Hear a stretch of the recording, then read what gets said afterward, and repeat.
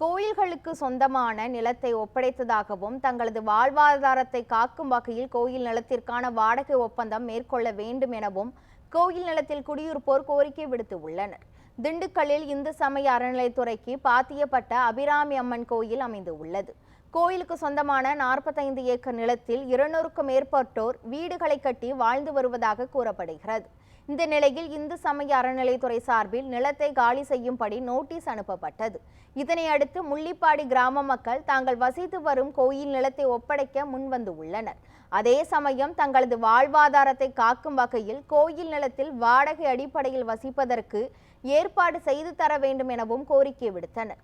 இதுகுறித்து இந்து சமய அறநிலைத்துறை அமைச்சரிடம் பேசி முடிவெடுக்க உள்ளதாக கிராம மக்களிடம் அறங்காவலர் குழு தெரிவித்துள்ளது.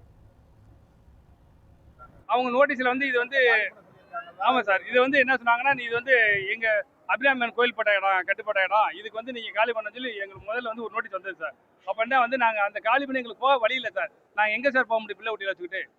நேற்று நினைக்கிறேன் பரம்பரையே எங்க மூதாதைகள் முதற்கொண்டு இருந்துட்டு இன்னைக்கு எங்க போனா எங்க போவோம்? பிள்ளை பூரா படிக்கிற பிள்ளையே எங்களுக்கு போக வாழ்வாதாரம் எங்கேயுமே போக முடியாது. அப்படி நாங்க போனோம்னா நிரந்தரமா போக வேண்டியதான், வேற வழியே இல்லை. ஆனா இப்ப எங்களுக்கு இது கோயில் மணியம், நீங்க காலி பண்ணி கொடுங்க அப்படி இப்படின்னு சொன்னாங்க. அதனால நாங்க இந்த இடத்த விட்டா நாங்க எங்கேயும் போறதுக்கே எங்களுக்கு வழி இல்லை, வேற வாழ்வாதாரமும் கிடையாது. அதனால அபிராமி கோயில் நம்பி இவங்க அந்த நிர்வாகத்தை நம்பி நாங்க வந்திருக்கிறோம். இவங்க எங்களுக்கு நல்லது பண்ணி எங்களுக்கு நிரந்தர வாடகைதாரரா எங்களை நியமிச்சு எங்களுக்கு ஒரு நல்லது பண்ணி கொடுக்கட்டும்னு நாங்க கேட்டு வந்திருக்கிறோம். அவர்கள் குடியிருக்கக்கூடிய இடத்திற்கு திருக்கோயிலிடம் ஒப்படைத்து விடுகிறோம்.